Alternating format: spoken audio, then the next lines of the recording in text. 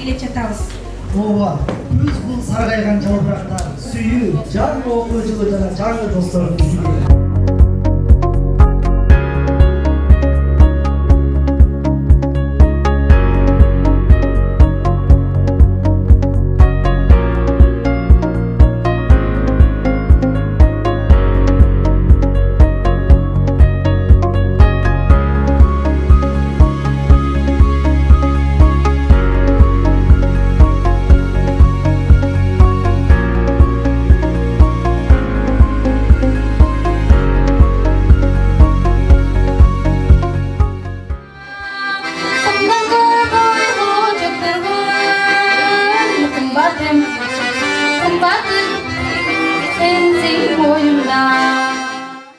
Бұл иш-чаранын өткөзүүнүн негизги максаты студенттерди табиятка болгон мамилесин оңдоо, аларга кандай мамиле жасоо керек экендигин үйрөтүү, биздин улуттук баалуулуктарыбызды сактоо, анан улуттук ошол эле баалуулуктарыбызды өзүбүздөн кийинки муундарга өткөрүп берүү.